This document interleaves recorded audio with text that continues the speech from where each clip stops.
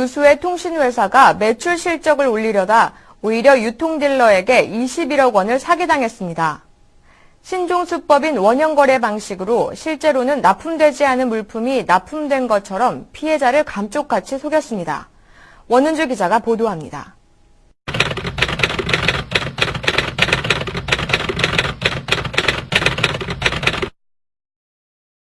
지난 2007년 IT 장비 유통딜러 이모 씨는 한 가지 제안을 받았습니다.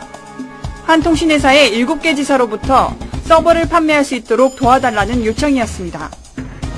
이 씨가 착안한 방법은 속칭 원형거래 방식. 서버 거래 같은 경우에는 실제로 수개 유통 단계를 거치더라도 각 단계별로 물건이 실제로 이동하는 것이 아니라 최초 공급업자로부터 최종 공급업자까지 직접 물건이 이동을 하고 그 중간 단계 업체들은 납품 검수조서라는 서류만으로 납품 채무가 다 이행된 것으로 대체하기 때문에 이런 관행을 피해자가 악용을 해서 이와 같은 원형거래 방식을 이용한 것입니다.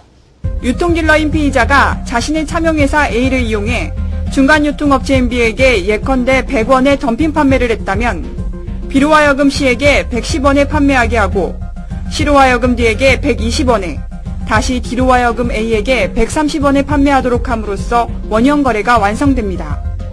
이렇게 원형거래가 완성이 되면 실제 물품의 이동이 없이도 물건 납품 채무 자체가 정상적으로 이행되는 꼴이 되기 때문에 결국 A로서도 상대 업체에게 정상적으로 납품 대금을 요구할 수 있고 그래서 그 납품 대금을 자신은 받되 상대 업체인 이 D에게는 납품 대금을 지급하지 않음으로써 결국 D만 피해를 보는 그런 거래 방식입니다.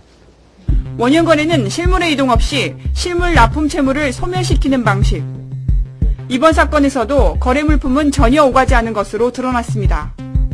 통신회사는 검찰의 사건이 불구속 기소로 송치될 때까지도 실물 거래라고 오인하고 있었습니다.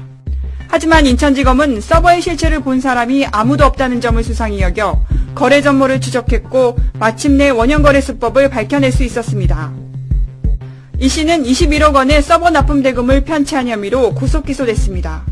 검찰에 송치되기 전까지는 실제 실물 서버 자체가 이동을 했는지 안 했는지조차도 파악이 되지 않고 있었고 고소인조차도 실제로 납품 검수 조서만 믿고 실제로 물건은 납품이 되었다라고 주장하고 있을 정도로 이번 수사 사례를 통해 신종 사기거래 수법의 전모를 밝혀냄으로써 동종의 피해를 방지하는 계기가 될 것으로 기대됩니다.